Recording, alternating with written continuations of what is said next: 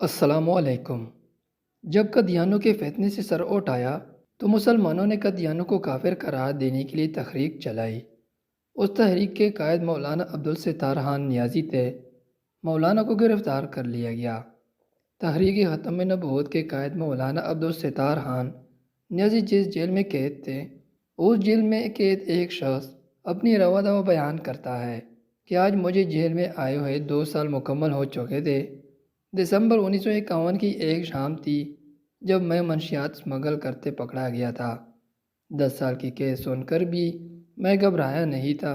مجھے امید تھی کہ میرا گرو مجھے یہاں سے چھڑوا لے گا، لیکن آج 2 سال ہو چکے ہیں، مجھے چھڑوانے کوئی اپنا نہیں آیا۔ اب میں اکثر روتا ہوں اور اپنے گناہوں کی معافی مانگتا ہوں۔ میرا دل گھبرانے سا لگا ہے۔ اب تو جیل کی صبح ڈنڈ کو بھی مجھ پر ترس آنے لگا ہے، وہ بھی اس حال و احوال پوچھنے آ جاتا ہے۔ 1953 کا ہی ایک روشن دن تھا جب جیل میں ایک نیا قیدی آیا۔ وہ باقی سب سے مختلف تھا۔ اس کا دراز قد، روشن چہرہ اور سر پر عاملہ اس کی شخصیت کو متاثر کن بنانے کے لیے کافی تھا۔ اس کے چہرے کا اطمینان دیکھ کر مجھے بہت حیرت ہوا کرتی تھی۔ جیلر نے بتایا کہ اسے ریاست کے خلاف بغاوت کے جرم میں سزائے موت ہو چکی ہے، لیکن میرا دل قطعاً ماننے کو تیار نہ تھا کہ ایسا شخص باغی بھی ہو سکتا ہے۔ اس کو میرے ساتھ والی بند کوٹری میں رکھا گیا۔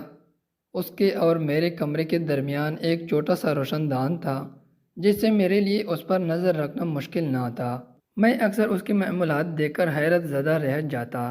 5 وقت نماز پڑھنے کے علاوہ وہ درود شریف کا ورد کر رہا ہوتا تھا۔ 2 دن ایسے ہی گزر گئے۔ تیسرے دن شور کی آواز سن کر میری آنکھ کھل گئی اور سامنے کا منظر دیکھ کر میری چیخ نکل گئی۔ 5-6 افراد جو شکل سے کسی محکمے کے افسران لگتے تھے، وہ اس شخص پر لاٹھیوں کی برسات کر رہے تھے۔ وہ ہر لاٹھی پر الحمدللہ کہہ کر اٹھتا۔ تھوڑی دیر گزری تھی کہ ایک افسر کے اشارے پر وہاں سانپ لائے گئے اور اس کی برہنہ جسم پر سانپوں کو چھوڑ دیا گیا۔ وہ سانپ اس قدر زہریلے تو نہ تھے کہ اس کی جان لیتی، تاہم اس کا جسم نوچ رہے تھے۔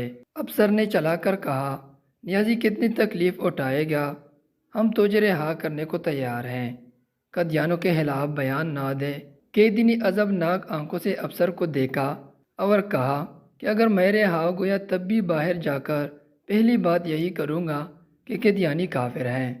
میرے ذہن میں کئی سوال اٹھ رہے تھے کہ یہ شخص کون ہے اور یہ افسر اسے کس جرم میں مار رہے ہیں، اور یہ اب تک ڈٹ کر کیوں اور کیسے کھڑا ہے۔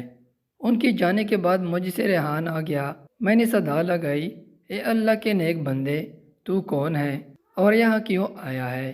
یہ لوگ تجھے کیوں مار رہے ہیں؟ اس شخص کے چہرے پر ایک مسکراہٹ پھیل گئی اور وہ بولا، قادیانی رسول اللہ صلی اللہ علیہ وسلم کو آخری نبی تسلیم نہیں کرتے۔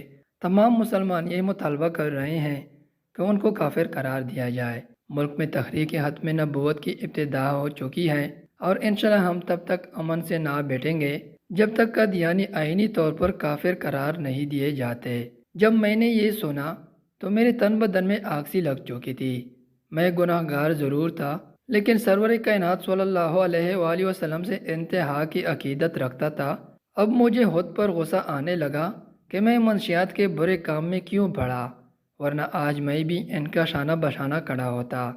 میں نے اس شخص سے اس کا نام دریافت کیا تو اس شخص نے مختصر سا جواب دیا، عبدالستار خان نیازی۔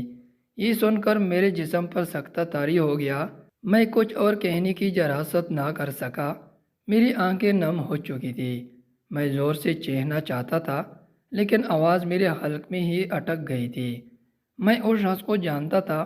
میں نے اپنے بچپن میں ہر ایک کی زبان پر اس کا نام سنا تھا۔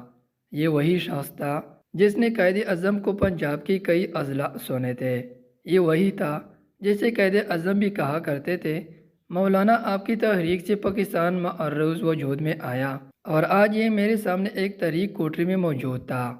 اللہ اور اس کے رسول صلی اللہ علیہ وسلم کی محبت اسے کہاں لے آئی تھی، اور پھر بے اختیار میری زبان سے اس کے لیے دعائیں نکلنے لگی۔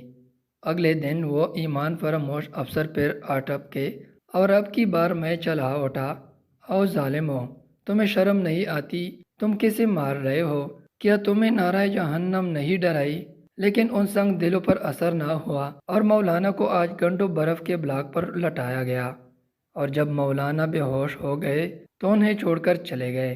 میں رو رو کر مولانا کو آواز لگا رہا تھا۔ جب تشدد بڑھنے لگا تو مولانا پر کھانا پانی بھی بند کر دیا گیا۔ وقت تیزی سے گزر گیا۔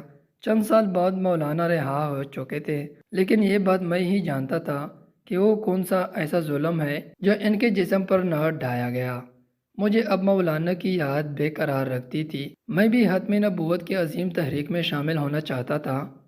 آج 5 جنوری 1961 ہے۔ کل صبح مجھے رہا کر دیا جائے گا، اور میں ابھی سے تصورات کی دنیا میں خود کو مولانا کے شانہ بشانہ تجارت ختم نبوت صلی اللہ علیہ وآلہ وسلم کی صدا بلند کرتے دیکھ رہا ہوں۔